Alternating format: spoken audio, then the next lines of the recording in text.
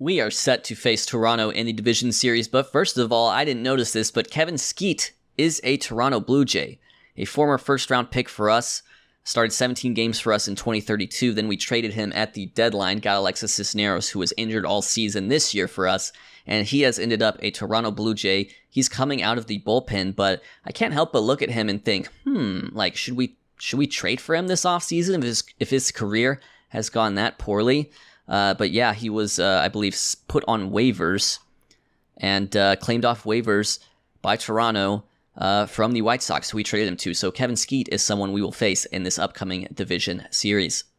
It's time to kick off the ALDS. It'll be our 89-win Athletics versus the 86-win Blue Jays, but don't be fooled. This Blue Jays team is really good. They've got a really good roster. Look at those bats up the middle. They have the two-way star, Jaheim Skeeter. They have Zach Pacino, who hit .373 on the season. They have Walker Jenkins. He's hot right now. And on the mound will be Ricky Tiedemann, who has won 2 Cy Young Awards in the save to take on our Tyler Pitzer. This is how we're going to line up. We're going to have Chris Baker bat lead off in this situation versus a left-handed pitcher. Okoro second, Greer third, and Cuvée fourth. The big thing here is Josh Van Noy at shortstop. That was sort of a late decision by me. He's only appeared in 17 games all year for us, only taken 21 at-bats, but Ethan Holiday has failed to hit left-handed pitching all year. I'm going to go with Van Noy at shortstop. We'll take on the defense, but we'll trade off some offense.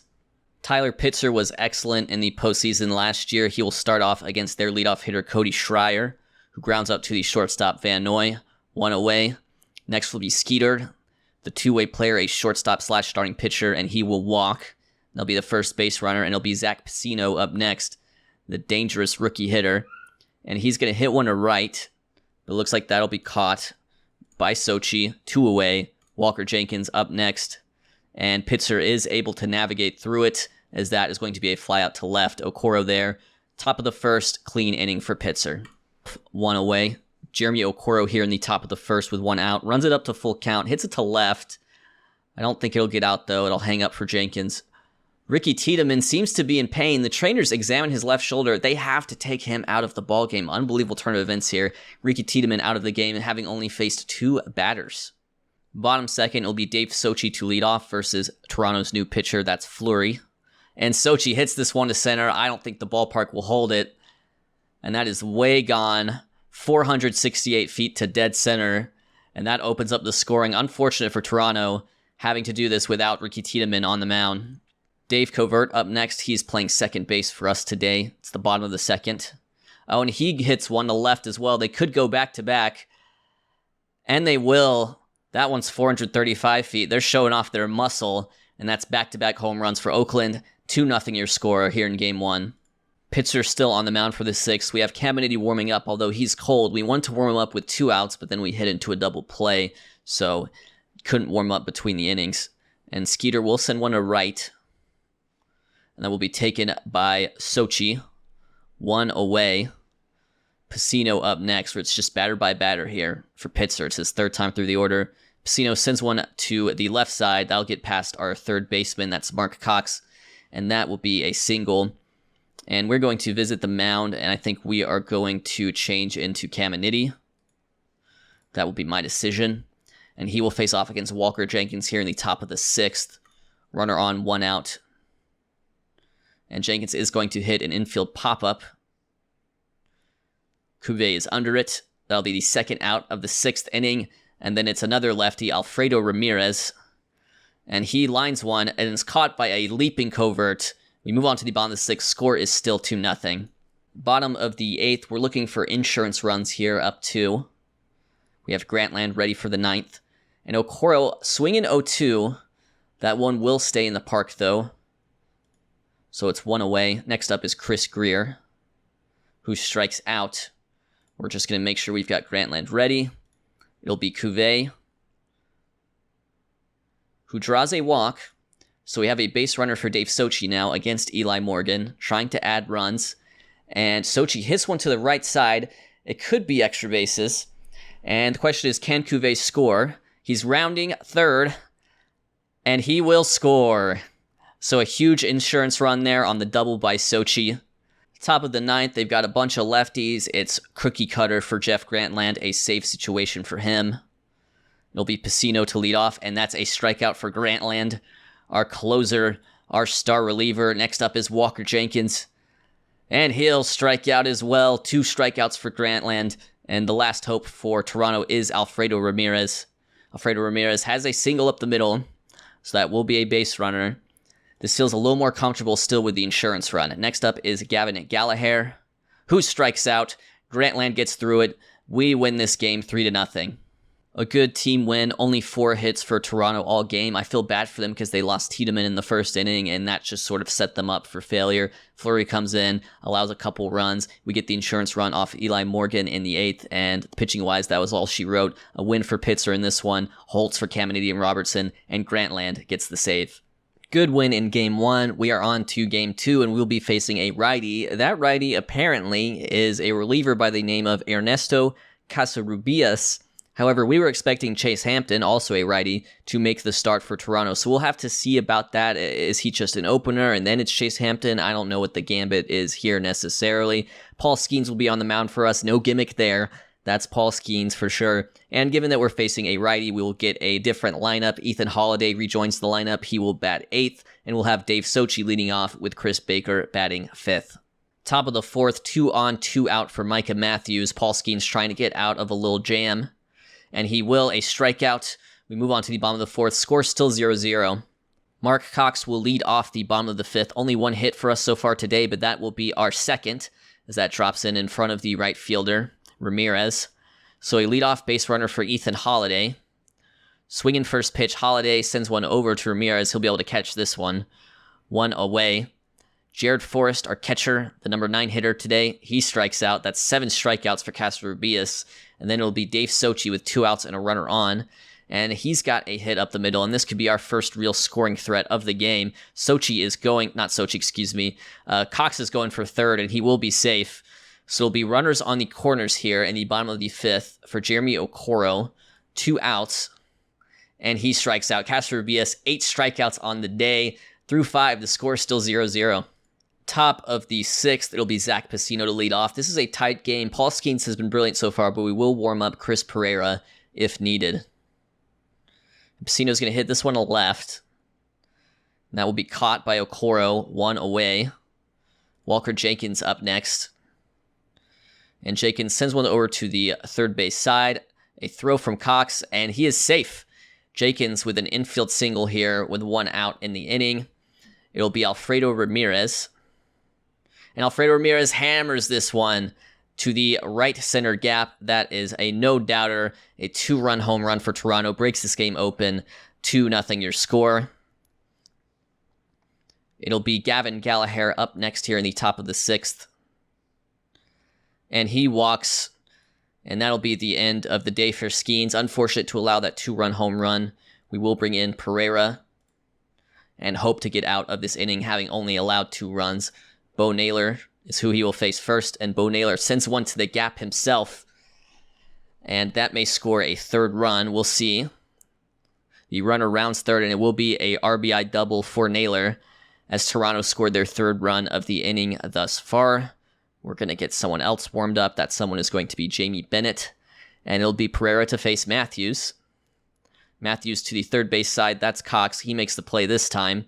2 away, and it'll be Zach DeCenzo, who strikes out looking, but Toronto score 3. They lead 3-0. Bottom of the 8th, we need a rally. Brock Moore, the reliever, is in.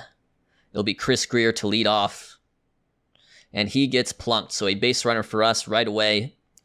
Chris Baker up next. And off the end of his bat, a fly out to left. That'll be the first out of the 8th inning.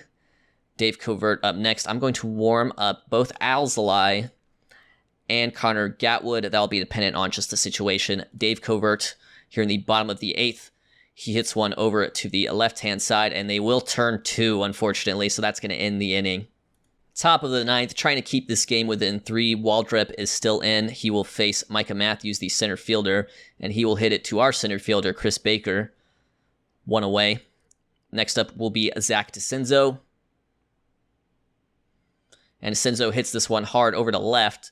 That's caught by Okoro. 2 away. Back to the top of the order with Schreier. And Schreier hits one into the gap. They've hit the ball hard off Waldrep this inning, but this will be the first hit for Toronto, as Schreier has a double. I'm going to bring in... Well, I can warm up Gatwood. He's cold, though. Okay, so it's going to be all Waldrep from here on out. Skeeter also hits it hard, but it'll hang up there for Okoro. We move on to the bottom of the ninth. We need at least 3 runs. Bottom of the ninth, down to our last out, it is Jared Forrest to face Brock Moore. And he will hit one to the right-hand side, but the second baseman has it. Toronto square up the series. We are tied 1-1. We certainly had instances in our last playoff run where the bats went cold. That is what happened today. Only 4 hits. Casarrubias, who is the surprise starter with Chase Hampton not yet rested, was brilliant. I mean, 9 strikeouts, only allowed 3 hits. He got through 6 and grabs the win. Brock Moore with the save. Game 3, this series will move to Toronto. We'll have Mike Drake on the mound to make his first career postseason start for us. He has made postseason appearances out of the bullpen, but making his first career postseason start at the young age of 23, he will face off against a fully rested Chase Hampton. Top of the first, Jeremy Okoro up with 1 out. And he has since one... Woo.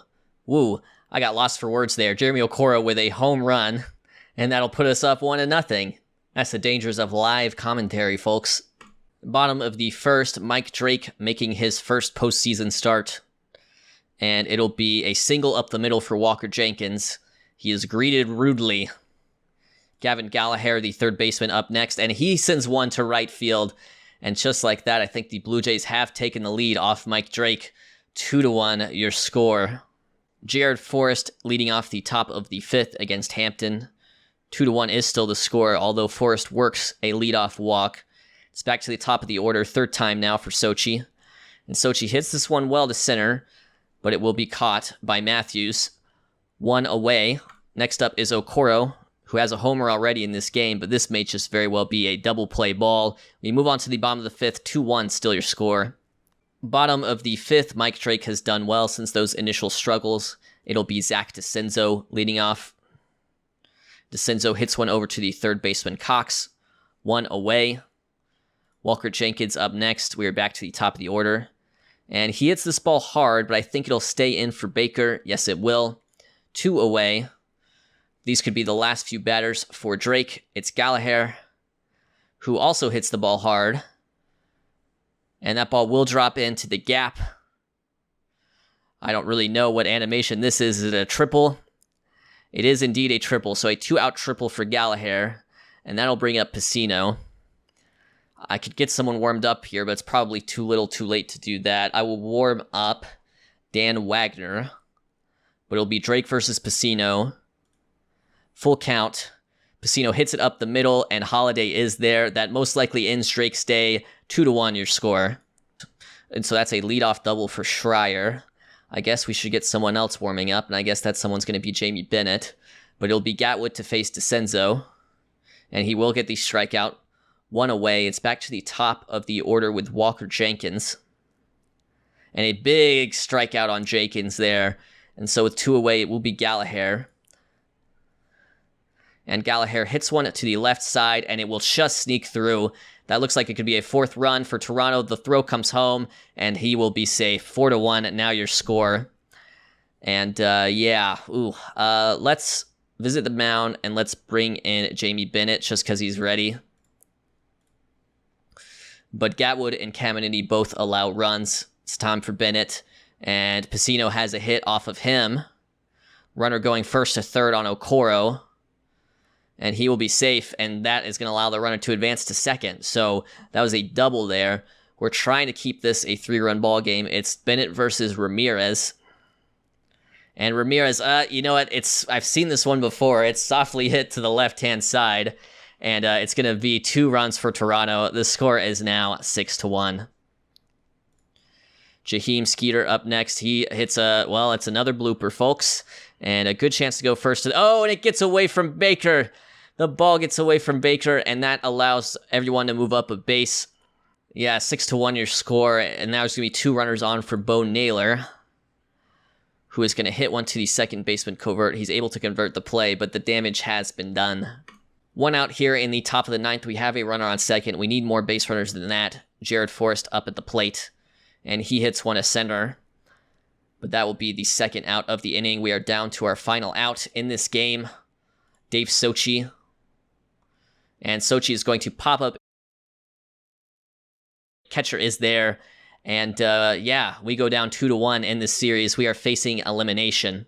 Toronto led for most of this game, and they got 3 key insurance runs in the 7th. Mike Drake was fine. He got through 5. He only allowed 2 runs. Generally, I would say that's fine, especially considering how the game started.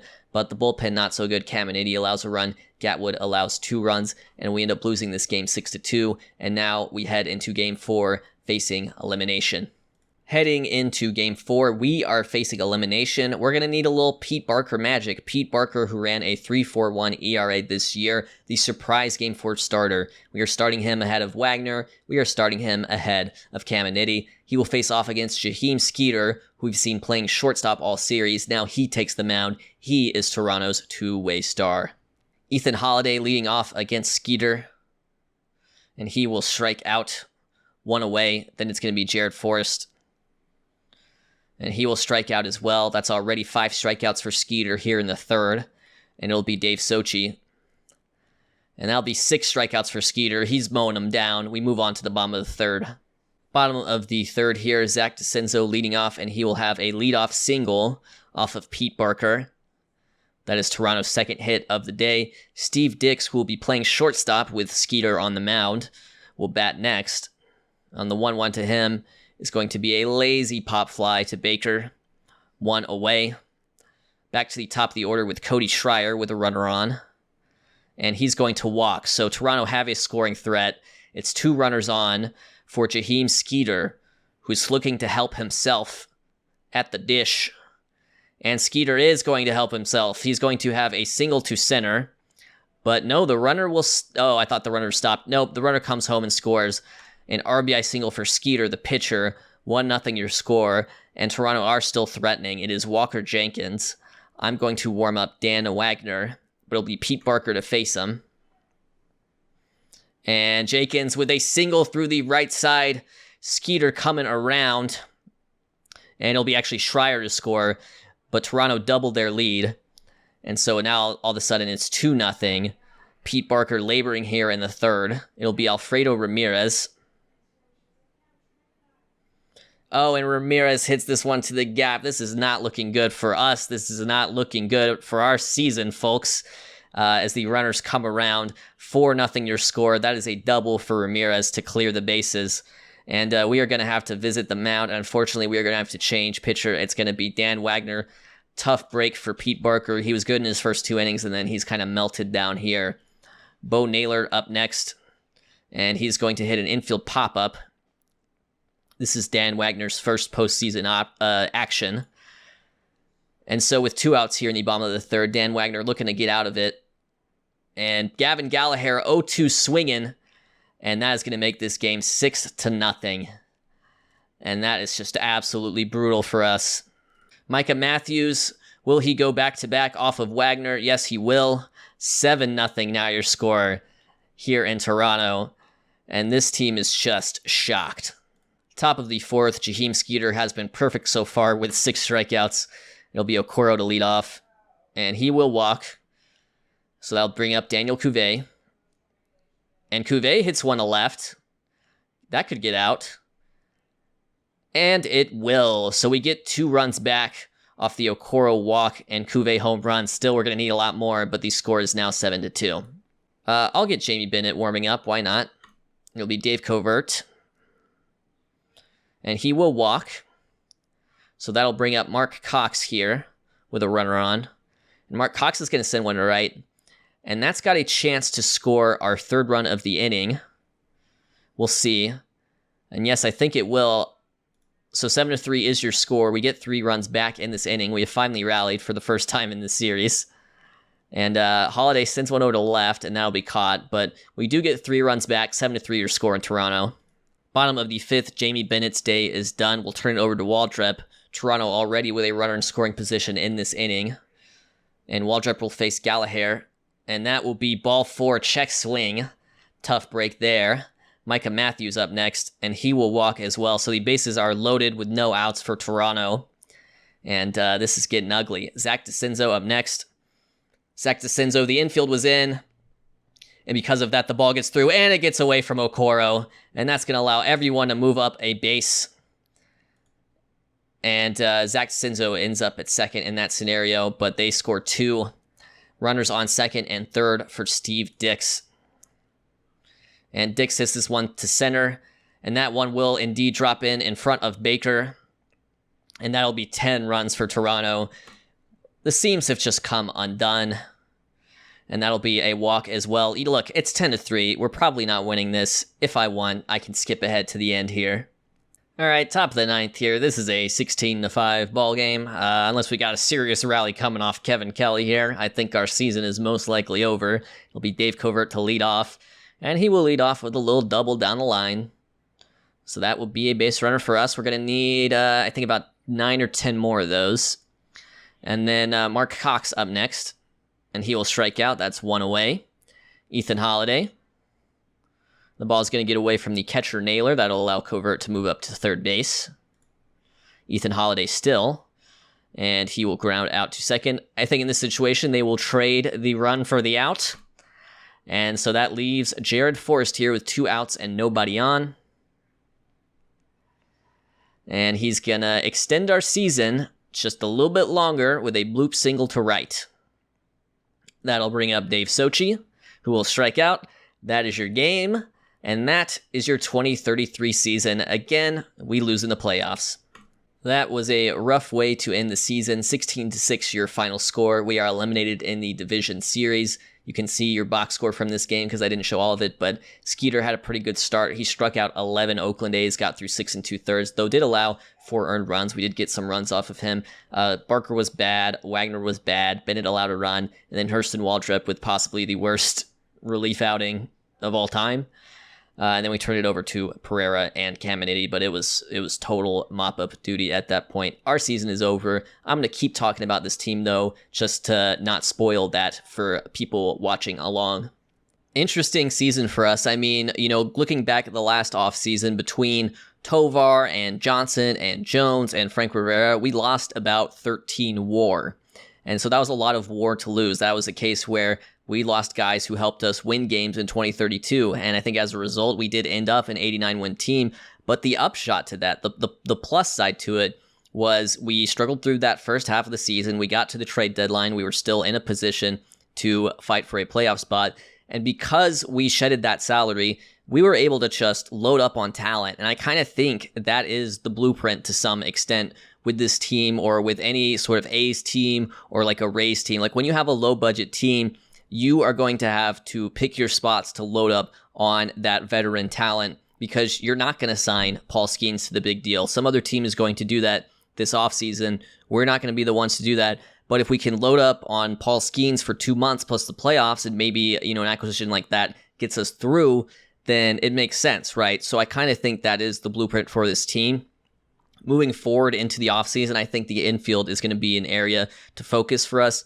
Dave Covert was probably our best infielder this year. I'm not counting Cuvée in that. I'm saying really second base, third base, shortstop. He was probably the best one for us. Mark Cox, disappointing replacement level. Ethan Holiday, disappointing replacement level. We have Liddell Hungo.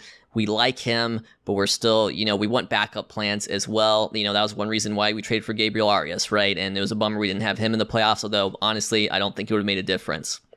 So that's kind of a look at where the team is going in the long term. I want to keep the budget low and then be able to load up at the trade deadline and take on salary if need be.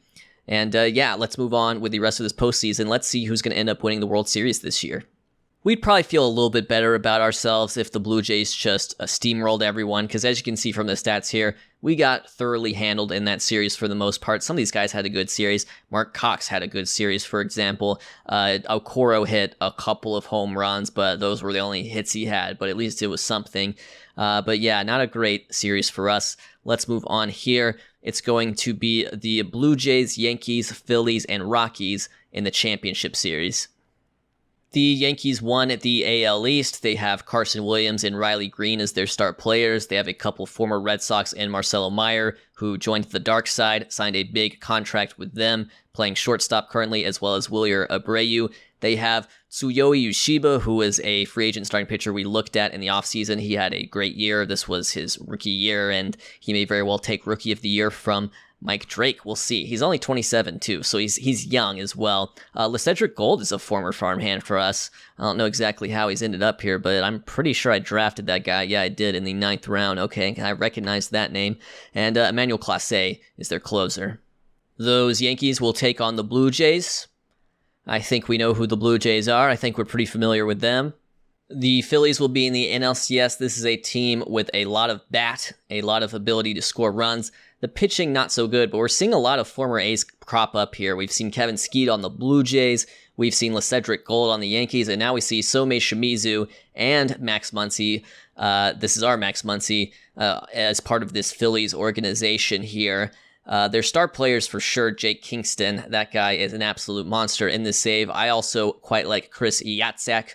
I wish we had Chris Yatzak on our team. He is about as good. Drew Burris, we've seen him win a Gold Glove before.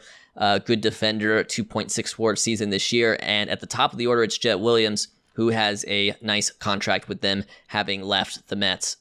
And those Phillies will take on the Rockies, who, of course, we orchestrated a big trade with over the offseason. Termarr Johnson is their leadoff hitter. He played in 107 games this year. One reason why we traded Termarr Johnson, guys, is because his injury proneness is wrecked, so that's kind of tough for them.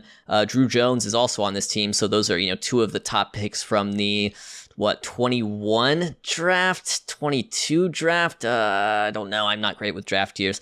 Ken Pepin is their ace. I've talked about him before. I mean, this is the best pitcher in Colorado Rockies history. This guy is an absolute freak of nature, and he's a big reason why they have propelled themselves this far. And we'll have to see. David Rivera, also a former Oakland A, is their closer. Alrighty, looks like the Rockies have a 2-0 lead on the Phillies. Meanwhile, the Blue Jays take Game 1 over in the American League. They will take Game 2 as well. Phillies will grab a game, so it's 2-1 there, and they will tie the series back up. Meanwhile, the Yankees grab a game as well. But it's the Blue Jays taking a 3-1 lead, and it's the Phillies taking a 3-2 lead on the Rockies, who are up 2-0 in the series.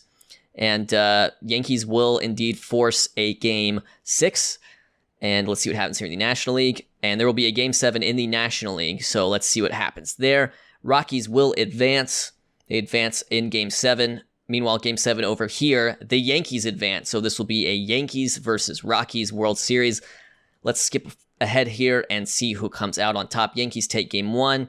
Rockies take Game 2. There's a travel day in there. Rockies Game 3. Yankees Game 4. They're going back and forth. Rockies Game 5. Going back and forth. Travel day. And the Rockies in 6. The Colorado Rockies are World Series champions. Here are your series stats. The series MVP was Luis Baez, their right fielder. Guys, thank you for watching. We're going to get us a World Series like the Colorado Rockies someday. It just wasn't this year.